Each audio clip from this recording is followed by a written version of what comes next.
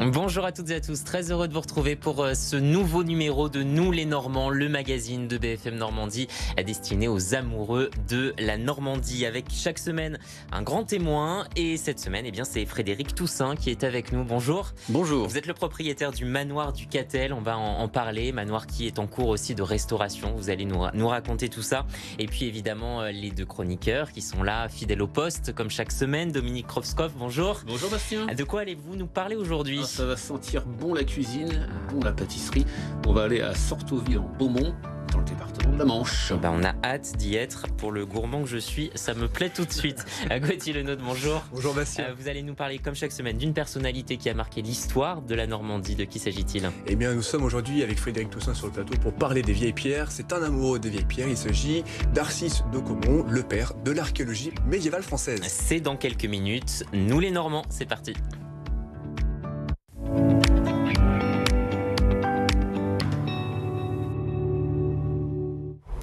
Frédéric Toussaint, on va donc commencer cette émission avec vous, propriétaire du manoir du Catel. C'est la plus vieille maison forte de Normandie. Elle est située à Écreville-les-Bans, c'est en Seine-Maritime.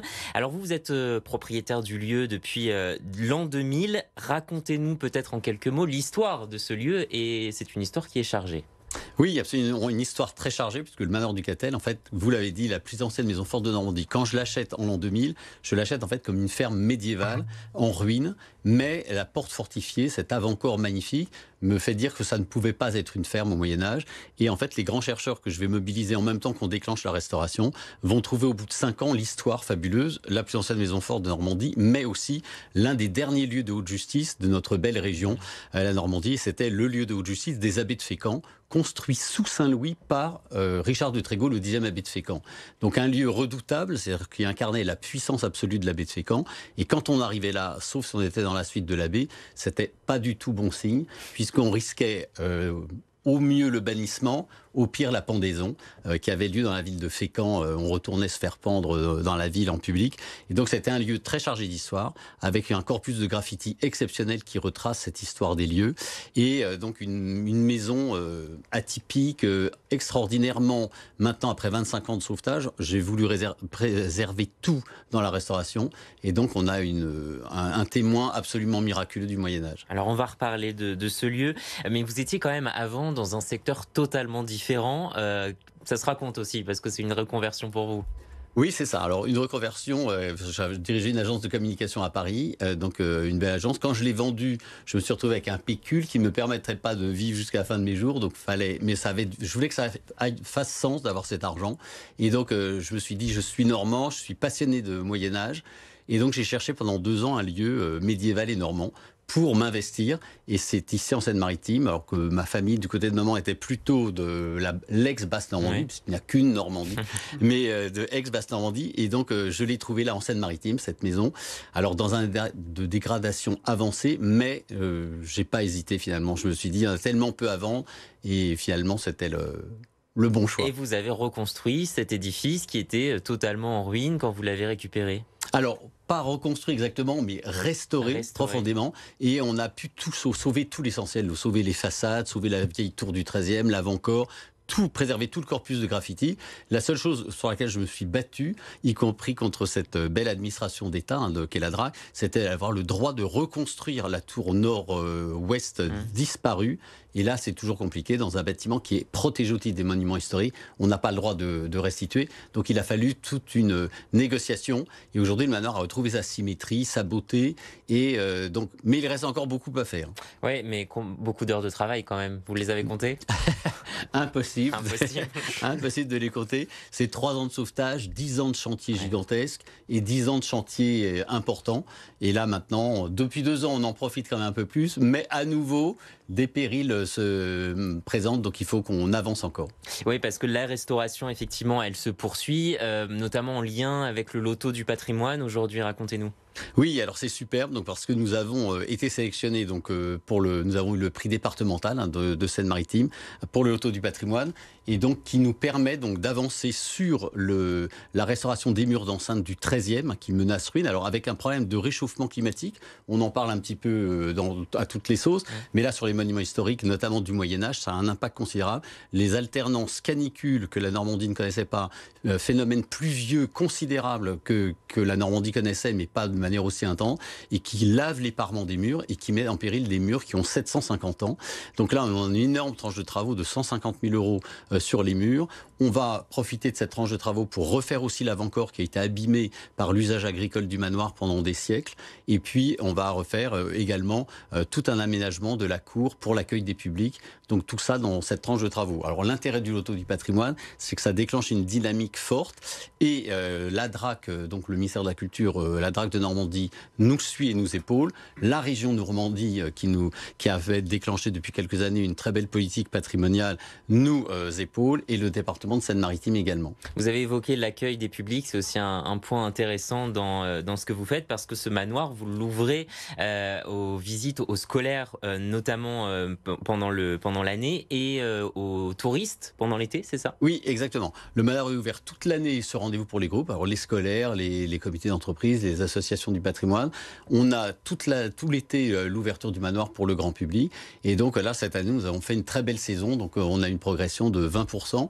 Et le manoir est de plus en plus connu et reconnu. Et avec une petite visite gourmande, puisqu'on va parler de pâtisserie tout à l'heure, on a lancé également avec un chef pâtissier à Allouville. J'ai écrit mon livre sur la table du Moyen-Âge pour une raison dont on parlera peut-être, c'est d'avoir retrouvé les restes d'un banquet qui a eu lieu sous Saint-Louis, donc ce qui est assez unique en archéologie. Et donc ça m'a donné l'idée d'écrire ce livre. Et à partir de ce livre, nous avons lancé créé une pâtisserie avec un chef pâtissier d'Allouville-Belfos. Et les visites gourmandes maintenant battent leur plein au manoir. Donc on peut venir visiter le manoir et déguster les boissons du Moyen-Âge et une pâtisserie directement imaginée à partir de notre comtesse Jeanne d'Évreux, qui était très gourmande, qui avait comme cuisinier rien moins que Taillevent en personne. C'est sympa comme programme. Tout à fait. Plutôt tentant. Ce que vous dites aussi, le patrimoine, c'est un exceptionnel outil d'avenir. Ça veut dire quoi? Eh bien, je prends un exemple qui sort de la Normandie. Le grand roi de Bavière, Louis II de Bavière, considéré comme fou et qui a été déposé aussi pour sa folie par son conseil des ministres, considérait qu'il dépensait les richesses de la Bavière. Aujourd'hui, qu'est-ce qui fait que les gens se rendent en Bavière et qui est la deuxième source de revenus de la Bavière, à part l'industrie automobile? C'est le tourisme. Et les châteaux de Louis II sont aujourd'hui la principale source d'attrait de la Bavière comme destination touristique mondiale. La Normandie, elle n'échappe pas à cette règle. Aujourd'hui, les touristes viennent pour ces lieux de mémoire. La région, encore une fois, a lancé des grandes thématiques qui sont l'impressionnisme, le débarquement et le médiéval. Et nous nous inscrivons exactement dans cette problématique du médiéval. Avec, vous savez que la région va fêter donc en 2027 le millénium, donc ce millénaire lié à Guillaume le Conquérant. Et là, c'est quelque chose qui est extraordinaire puisque on s'aperçoit que ce patrimoine est une source non seulement d'identité et d'histoire, mais une source d'activité économique et d'intérêt et d'attrait pour l'installation des jeunes ménages, pour l'installation des familles. On est dans une véritable dynamique et ce patrimoine, il peut servir aussi d'écrin pour le patrimoine vivant et également pour l'art contemporain, pour le spectacle vivant. Il y a beaucoup de choses qui se font. Ce patrimoine, c'est vraiment un vecteur d'avenir. Le lien entre le passé et l'avenir. On va plonger justement dans le passé quelques instants avec vous, Gauthier, comme chaque semaine. Vous allez nous parler d'Arcis de Caumont, qui n'est autre que le père fondateur de l'archéologie médiévale française. Oui, tout à fait, c'est une histoire incroyable. Arcis de Caumont est né en 1801 à Bayeux, dans le département du Calvados. Il est né en 1873 à 72 ans. Ce fut un brillant érudit, passionné d'histoire, qui a décidé de consacrer sa vie à l'entretien du patrimoine normand, mais surtout le patrimoine médiéval, ce qui, je sais, te correspond parfaitement, cher Frédéric. Alors, comment son attrait pour l'archéologie est-il né? Eh bien, deux raisons. La première, c'est que très tôt, très jeune, il s'est passionné pour les vestiges des églises, des châteaux, des manoirs, et a développé ce rêve d'en connaître davantage, notamment sur l'histoire, mais l'histoire archéologique et architecturale française. Ça, c'est la première chose. Mais deuxièmement, c'est que durant ses études supérieures à Caen, sa passion s'est transformée en véritable sacerdoce. C'est-à-dire qu'il a voulu consacrer sa vie à cela. Et il a fait partie de cette génération d'érudits, d'historiens, à s'élever justement contre le vandalisme post-révolutionnaire. C'est-à-dire que nous étions dans un siècle où les églises étaient négligées, où bon nombre de vandales venaient avec des pierres, des pelles, des marteaux, des pioches pour détruire les édifices, et surtout, les églises étaient vendues en tant que bien national.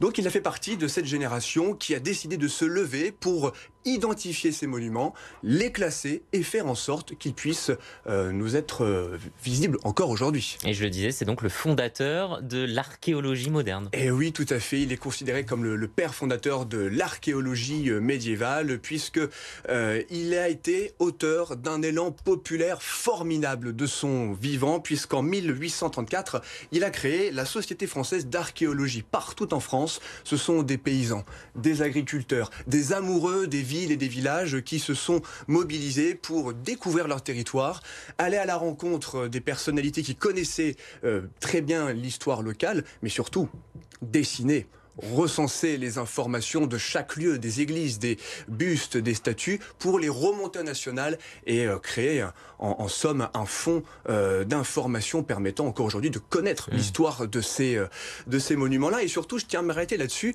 c'est à lui que nous devons par exemple la démocratisation du terme roman. On connaît, lorsqu'on va au collège, l'art gothique, l'art de la Renaissance, l'art roman. Eh bien, l'art roman, c'est un mot qui a été créé, instauré par un Normand. Il s'agit, entre autres, de Charles de Gerville. Et Arcisse de Caumont en a été un disciple.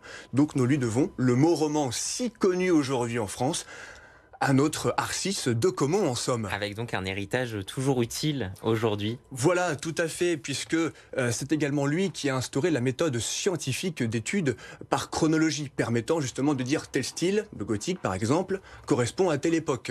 Il a créé la société, je l'ai dit, d'archéologie française qui existe toujours, qui est particulièrement impliquée dans la préservation du patrimoine médiéval, et surtout pour les amoureux de la Normandie et ceux qui pourraient être intéressés d'intégrer cette instance, il a créé la Société des antiquaires de Normandie, qui existe encore et qui est basée à Caen. 3 ouvrages majeurs à retenir, je me plais à vous les citer, cher Bastien. Premièrement, en 1824, Essai sur l'architecture religieuse du Moyen-Âge. Cet écrit, il était encore étudiant quand il a publié, ce qui montre la verve de notre Normand. Deuxièmement, de 1831 à 1841, des cours d'antiquité monumentale, histoire de l'art dans l'ouest de la France, depuis les temps les plus reculés jusqu'au XVIIe siècle. Et enfin, 1850, il faut savoir s'arrêter, abécédaire ou rudiment d'archéologie. C'est pas mal. Vous serez, cher Normand. Eh ben, parfait. Ça vous parle cette histoire, Frédéric Toussaint ? Terriblement. Et donc, on a eu l'occasion d'échanger avec Gauthier, évidemment, sur ce personnage qui est à la fois national et régional et qui a apporté énormément à la connaissance de notre patrimoine. Alors justement, on va parler de votre rapport à vous, à la Normandie. Vous dites que c'est une région unique par sa beauté, sa diversité, son patrimoine et son histoire. Rien que ça. Oui, c'est vrai. Je suis amoureux de la Normandie, donc c'est vrai que tout ce que vous venez de citer, c'est exactement ça. C'est-à-dire qu'une unicité dans la diversité, c'est-à-dire la diversité des paysages. On a la mer, la campagne, on a les vallons, on a les plateaux, on a les forêts. C'est extraordinaire. On a cette richesse d'histoire. Et moi, je dis que c'est pas un hasard si cette Normandie, cette région finalement quand même conquise par les Vikings, avec le miracle de l'acculturation, c'est-à-dire que ces Vikings conquièrent la Normandie dans la violence et qui d'un seul coup s'acclimate et avec la création du duché par le roi devient une des plus belles régions du territoire. Mais ça ne leur suffit pas. Les Hautes-Villes vont conquérir la Sicile et vont faire un royaume normand extraordinaire qui va être l'apogée de la Méditerranée et de la Sicile. Ils vont conquérir l'Angleterre tout de suite après avec le bonheur que l'on connaît. Après, ça devient un peu plus compliqué avec la couronne de France. Et ensuite, on voit cette civilisation. Ils sont passionnés du droit, passionnés de tout un tas de choses, de la culture. Le statut des femmes était très intéressant aussi chez les Normands, plus que dans d'autres régions et dans d'autres duchés. Donc, sur toutes les facettes, on a quelque chose de très fort. Et malheureusement, on a eu les destructions de la guerre, hein, donc du débarquement notamment.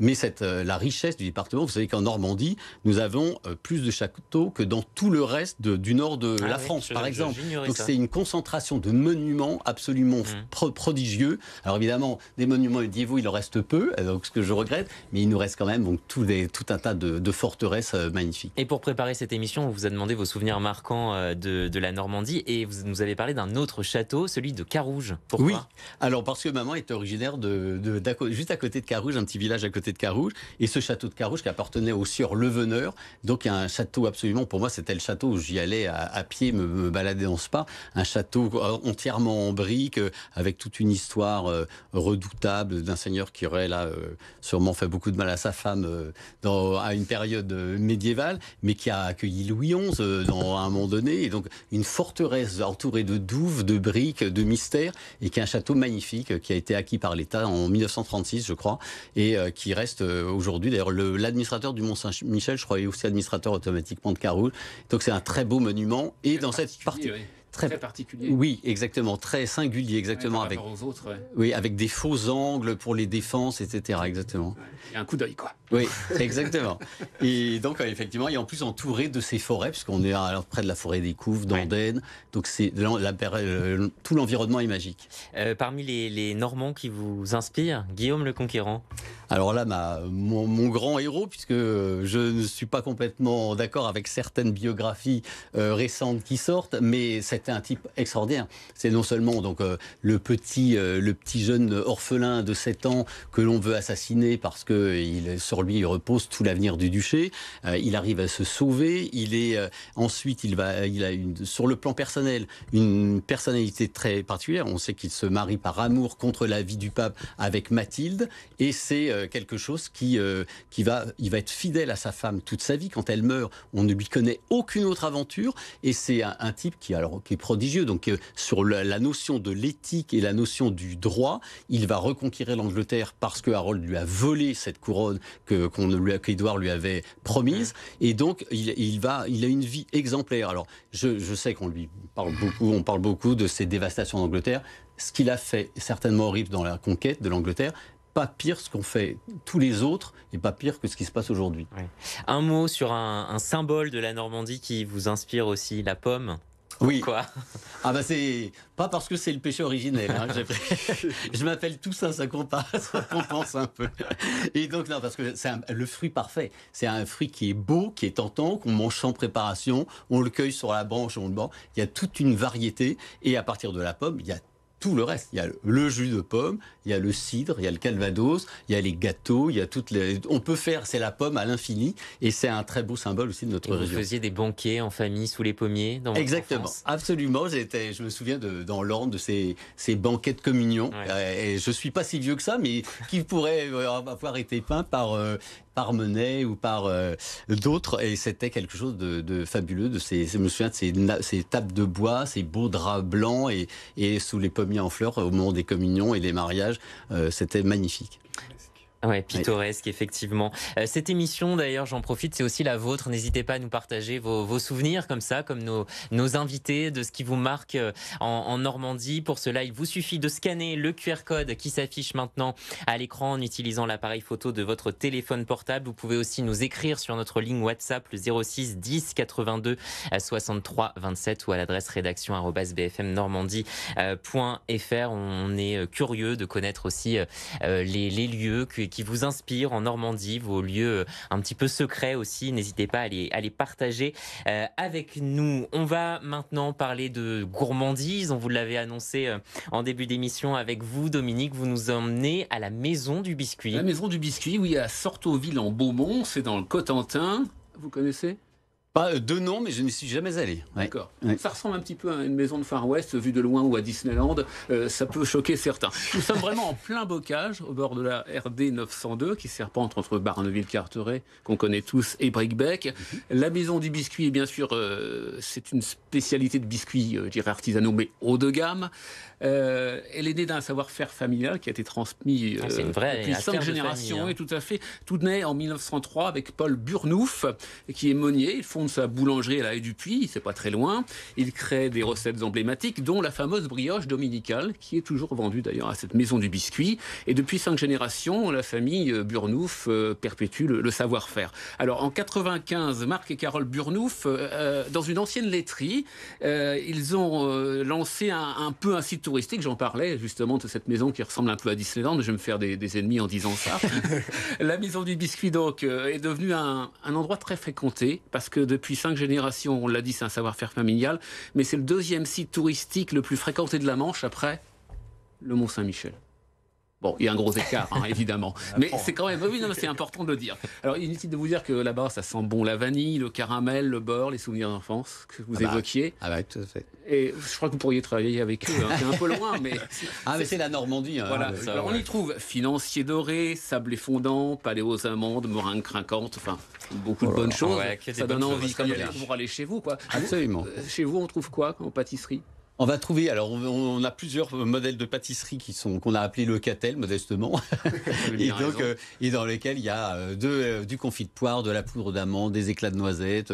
C'est extrêmement goûteux. J'aurais dû en apporter d'ailleurs. Vous auriez dû, c'est vrai. J'aurais dû. On aurait bien goûté avec grand plaisir. Il va falloir venir au Manoir du Catel. Avec plaisir.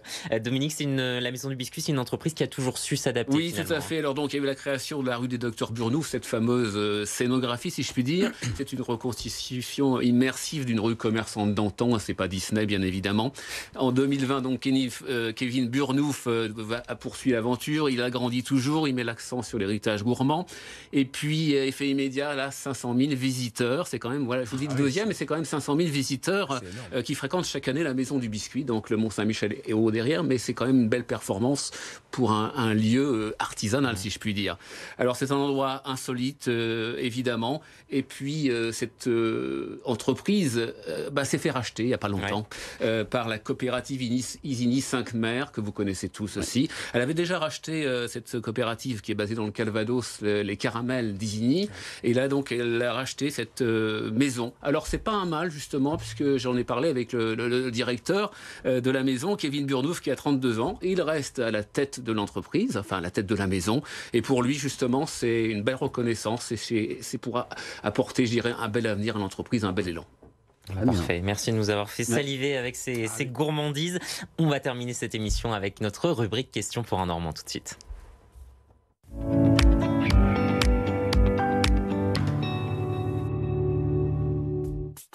Le principe est très simple, Frédéric Toussaint. J'ai 10 questions pour vous avec des réponses plutôt rapides. D'abord, est-ce que vous préférez le camembert de Normandie ou le Pont-l'Évêque ? Le Pont-l'Évêque. Pourquoi ? Parce qu'il est... Déjà, il a une tête, j'adore le camembert quand même, mais il est très épais, il est magnifique, il est peut-être plus goûteux. Plus goûteux. Les tripes à la mode de Caen ou l'andouille de Vire ? Là, c'est très compliqué. Hein. Donc, allez, je vais dire tripes à la mode de Caen. Les tripes. L'abbaye aux Dames à Caen toujours ou l'abbaye de Saint-Georges de Beaucherville ? Alors, l'abbaye aux Dames, parce que il y a la tombe de Mathilde, hein, donc je ne peux pas faire autrement. Évidemment. La côte de Nacre ou la côte d'Albâtre ? La côte d'Albâtre, elle est beaucoup plus authentique. On la voit derrière vous d'ailleurs, et elle est majestueuse, elle est un peu inquiétante, mais elle est vraiment authentique. Et elle est vivante. Elle en a inspiré des romanciers, des peintres aussi. C'est vrai que c'est un vrai lieu identifié en Normandie. Absolument. Saint-Valahougue ou Veules-les-Roses ? Saint-Valahougue, parce que ça me rappelle mon service militaire, enquête de camp de l'amiral à Cherbourg. D'accord. Ça fait quelques petites années. Mais vous l'avez toujours en tête. Le théâtre de Caen ou l'opéra de Rouen ? L'opéra de Rouen, oui. J'y ai vu plusieurs très beaux spectacles et j'ai eu l'occasion d'y aller. Le manoir est plus proche de Rouen que de Caen, donc j'ai eu l'occasion d'aller plus souvent à l'opéra de Rouen. Avantage géographique. Oui. Guillaume le Conquérant à Falaise ou Rollon à Rouen ? Non, je suis obligé de rester fidèle à Guillaume. Je me doutais bien. Ouais. Une balade à cheval sur les plages du Cotentin ou une balade en calèche dans le pays de Caux ? Ah non, cheval Cotentin cheval. Encore, oui. Mais calèche dans le pays de Caux, c'est très bien aussi. Oui, effectivement. Et vous êtes plutôt fête de la mer à Cherbourg ou la fête du lin dans le pays de Caux ? Alors là aussi, là, c'est le sous-chauvinisme donc la fête du lin, parce que c'est vrai que dans le Pays de Caux, on a cette tradition extraordinaire du lin, avec ses champs bleus au printemps. Le lin est beau à toute saison. Et donc cette fête du lin est très intéressante, parce que c'est aussi tous les savoir-faire. Derrière le côté agricole, il y a aussi toute cette tradition qu'on doit maintenir, et qui fait que le lin ne doit plus partir en Chine pour être traité, mais rester pour être travaillé ici. C'est magnifique, le lin. Merci beaucoup Frédéric Toussaint de vous être prêté à au vous. jeu. Qu'est-ce qu'on peut vous souhaiter pour la suite? De réussir cette tranche de travaux là qui va durer pendant 1 an, et puis ensuite d'avoir encore plus de visiteurs pour découvrir la beauté du Moyen-Âge. Bon, vous reviendrez nous en reparler. Merci d'être venu sur notre plateau dans cette émission Nous les Normands. Merci à tous les deux de m'avoir accompagné comme chaque semaine, et merci à vous de nous avoir suivis. L'émission est à retrouver sur notre plateforme et sur notre application BFM Normandie. À très vite.